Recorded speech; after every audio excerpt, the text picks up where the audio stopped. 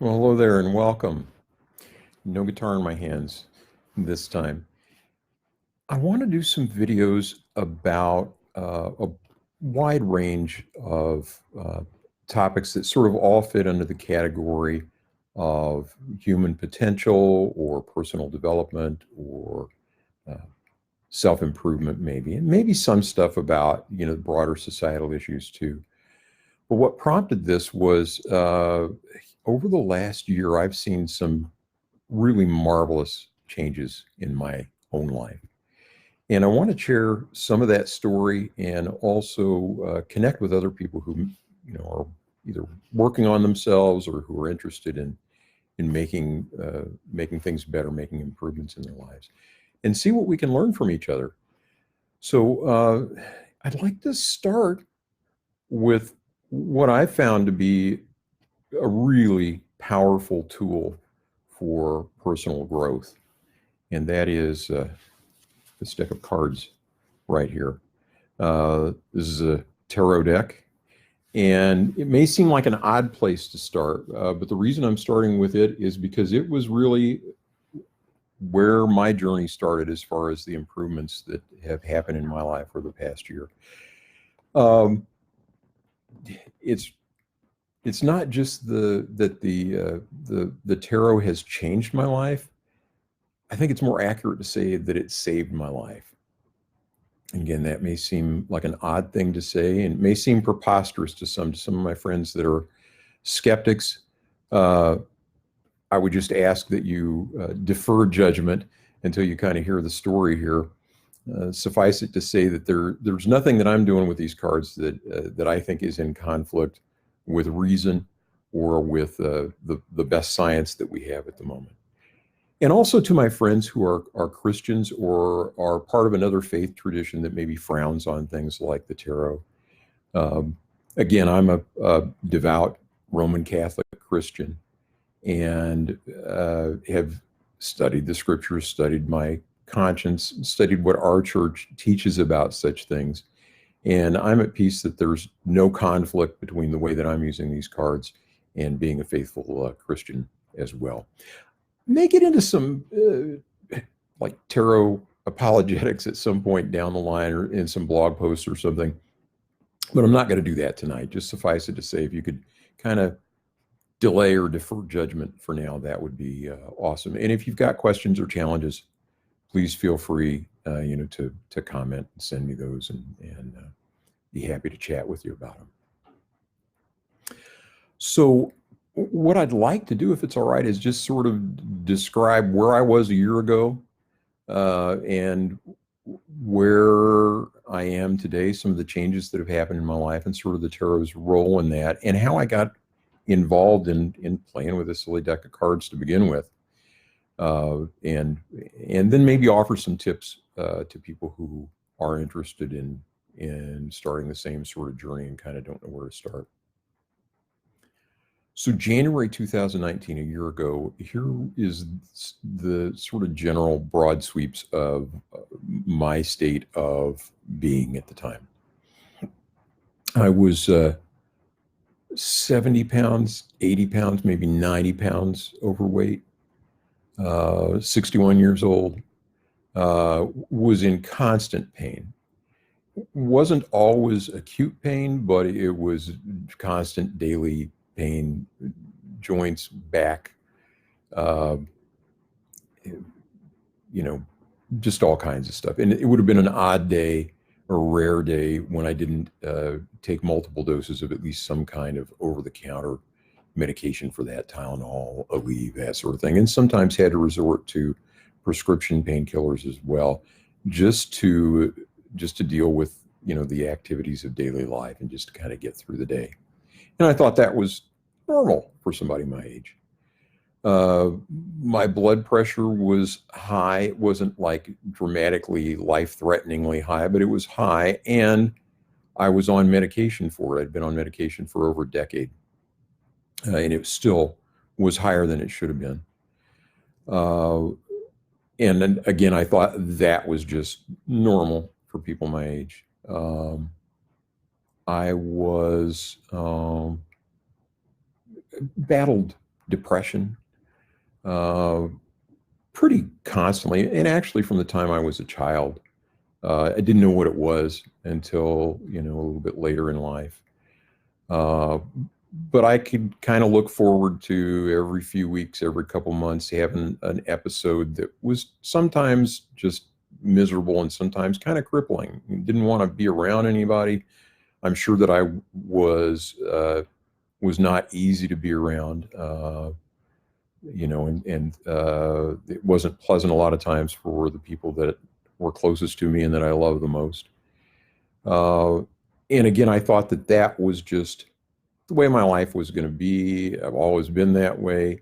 Uh, the best that I could do was sort of learn to spot the signs of when an episode was coming on and uh, recognize it and go, okay, this is going to be not fun for 3 or 4 days and then it'll get better. Don't do anything stupid in the meantime. And I managed that, and I thought that was about as good as it was going to get. Uh, I was a daily heavy drinker for 4 decades.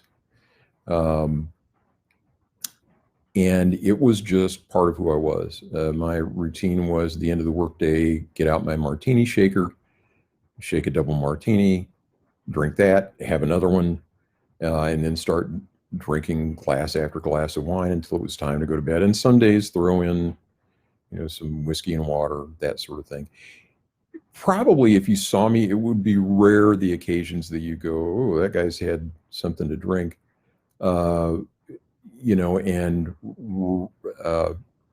I was a very high functioning drunk, I guess is the best way to say it.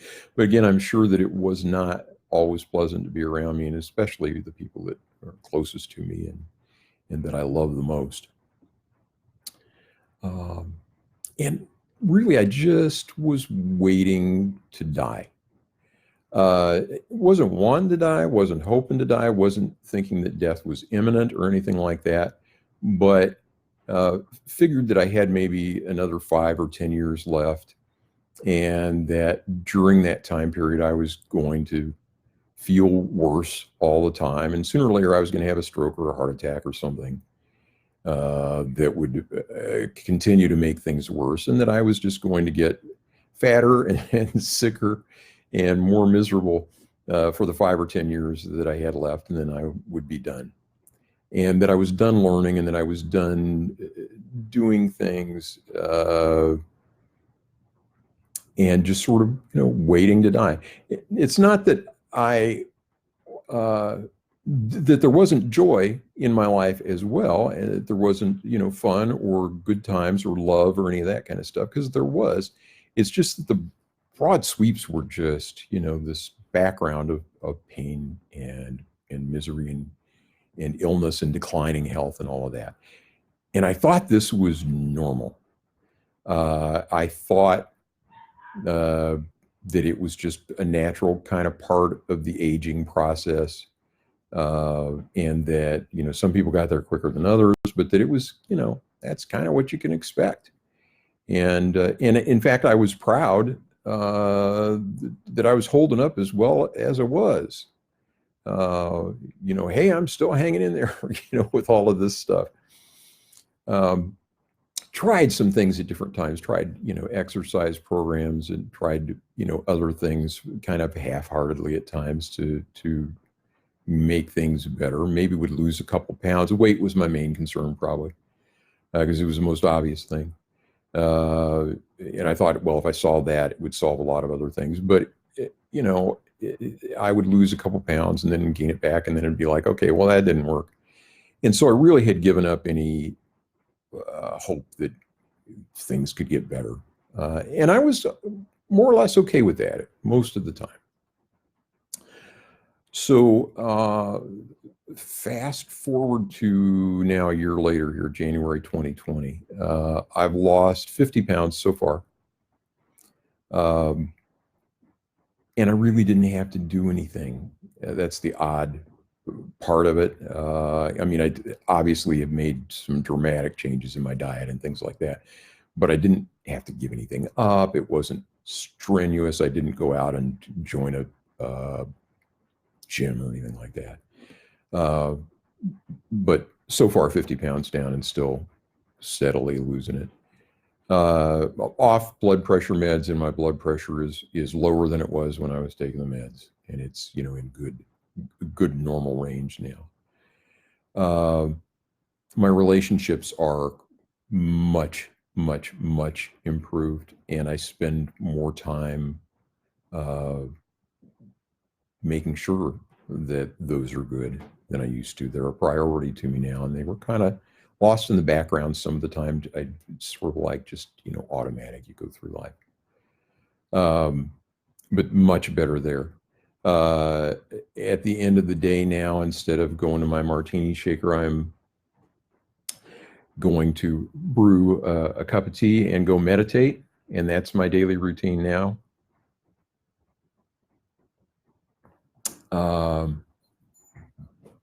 Let's see, what else?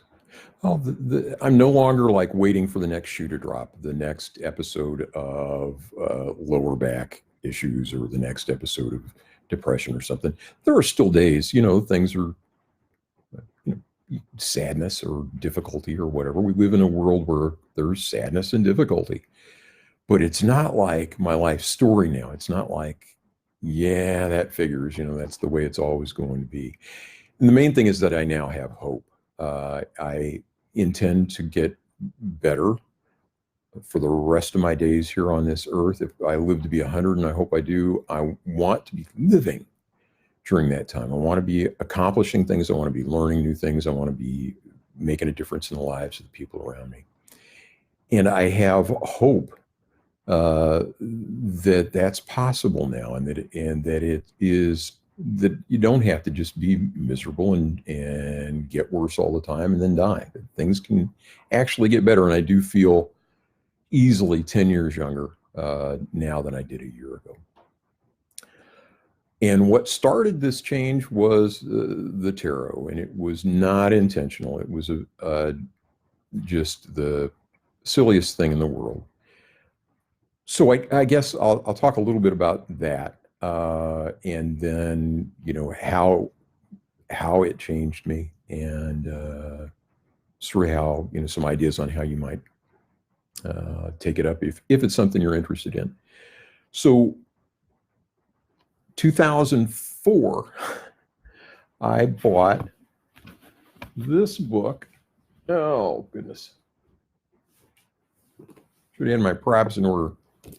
This book, Learning the Tarot by Joan Bunning, and a rider deck. And I don't even know why I did it at the time. I've always been interested in, you know, kind of odd things. And I don't know if somebody mentioned it to me or what made me curious, but I got those. And I got them home and kind of cracked them open and, you know, read a little bit, looked at the cards a little bit. And then the book went on a shelf, and the cards went in a box in the back of the closet with other things that I was going to get to eventually. They just didn't hold my interest at the time. And I don't know why that was, but, you know, I guess the timing maybe just wasn't right. So that's 2004, and I largely forgot about them. And I didn't know anything about the tarot before that, except kind of the stereotypes that we have from movies and stuff, you know, like the gypsy at the edge of town, you know, telling people's fortunes or whatever. So I just left it be. And in 2018, for my daughter's birthday, I got her the new Panic at the Disco album, and she loved that album. She started, you know, playing it all the time. She was playing it for me and playing it for her mom, and we all went to see Brendan Urie in concert. It was a great concert. You know, we liked the music too after she played it for us. And there's a song on that album called Dying in LA, and one of the lyrics is, you looked at death in a tarot card and you saw what you had to do. And one day, probably about a year ago, we were listening to that record, and I said, "Hey, kid, have you ever seen a tarot deck?" And she hadn't. And so I said, "You know, I think I've got one somewhere. I'll get it out so you can see what it's like." So I dug into the back of the closet, in the box where that stuff was, and sure enough, it was still there. And so I got that in the book and took to show her, hey, here it is. And she was like, oh, that's nice. So she didn't really show any interest in it to amount to anything. But I was intrigued at that point. And it was like, maybe there's something I missed the first time around. I'm going to read a little bit about this, just for fun. And so I started to read the book. And decided, I think I'm going to start drawing a card a day. One of the things that Joan Bunning recommends to learn the deck is draw a card a day, learn about that card, blah, blah, blah. And so I started doing that. No, I wasn't trying to change myself. I wasn't trying to improve myself. I wasn't looking for anything. It was just, I was curious and it seemed like a fun thing to do. And that was it. And I wasn't trying to change anything because I didn't think that anything could be changed.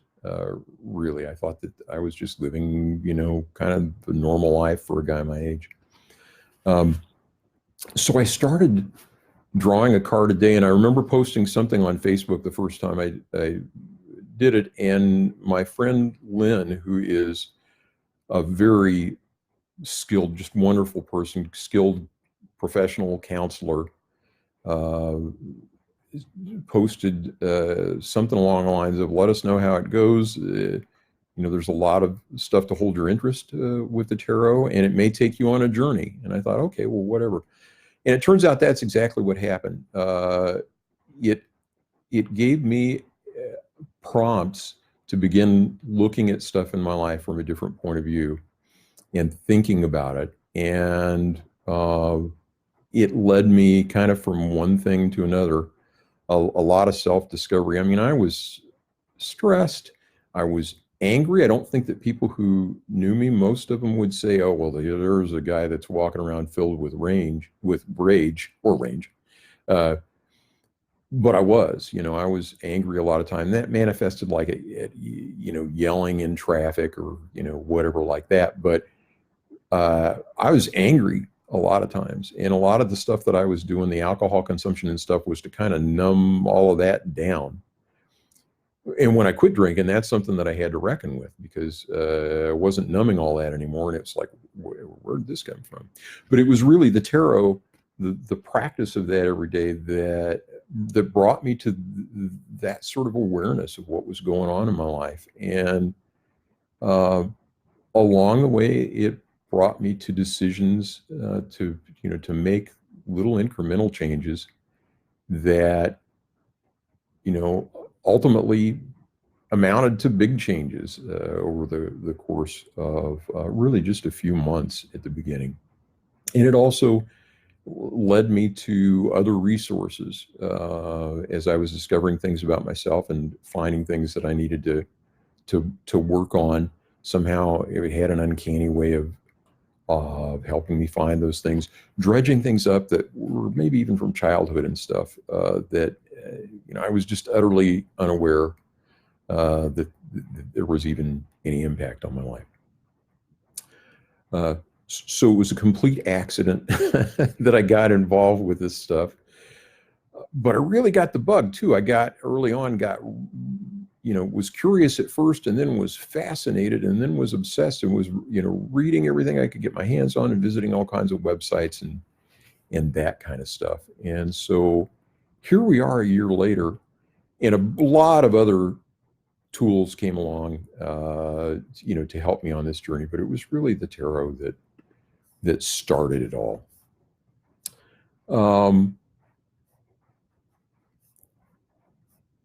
February 16th was when I drew the first card, by the way. So a little bit about, and I can give specific examples at some point too of, moments that were either major or minor where I had some insights that were helpful. I remember I drew the death card, and that's when I decided that maybe I would quit drinking. And it wasn't like, oh my God, you drew the death card, you're going to die if you don't quit drinking. It was like the death card represents an end of something that is no longer working. It's no longer necessary. It's no longer serving you, or can represent that. And I drew that card, and the timing just happened to be so that I was thinking about this stuff anyway. And it was like, I wonder what would happen if I just didn't drink anymore. And so it's like, well, let's find out. Simple as that, but I would have never taken that step had I not been doing this daily practice. So you're interested in this, here is what I would recommend. And I've got a post up on noebie.net, that's noebie.net, about this as well. I'll link to it in comments at some point here. But I'll give you sort of the quick kind of condensed version if you're interested in learning about these cards on how to do it. So I would start for a first deck with this rider deck. Let me get in front of the camera. For several reasons, and there are hundreds, probably thousands of varieties of decks out there, and you could probably start with any of them. But what is great about the rider deck is that the images on the cards are evocative. Here's the Fool card. Here's the Magician. They are, let me find the Hermit real quick to show you. That's one of my favorite cards.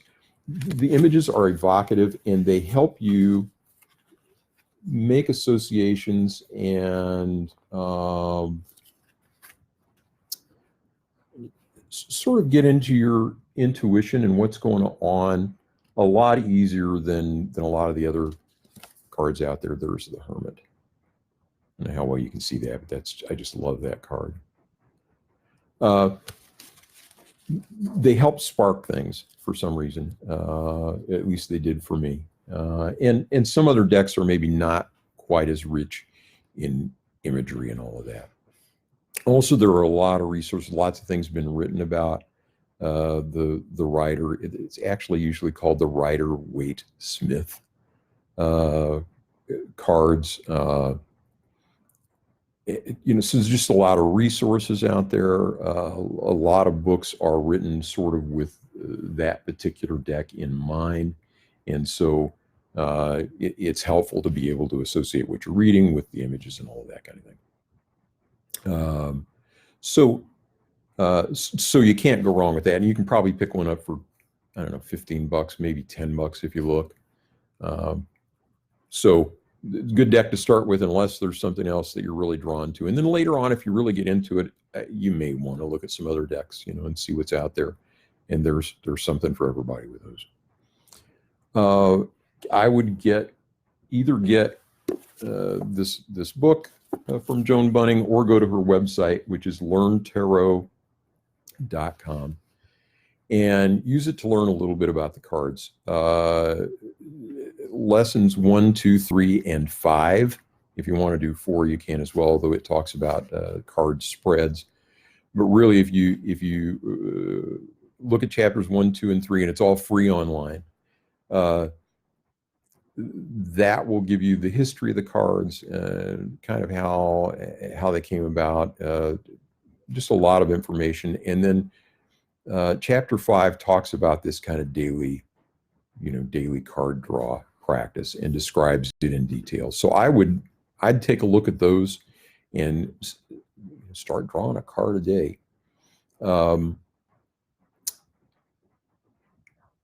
Ritual is sort of important, and I'm a little hesitant to use that word because of the connotations, but some sort of routine that you get into as you're doing this is helpful. It's helpful to do your card draw at the same time, or approximately the same time every day, in the same place every day, and to go through sort of a little tick list of things that you do prior to drawing the card, just because it gets you into that mindset of, okay, this is a special time, this is different, this is set apart from the rest of the day. This in the same way that you would maybe have your morning devotions, or morning prayers, or something like that, or meditation, something that sets that time apart as special and that you look forward to.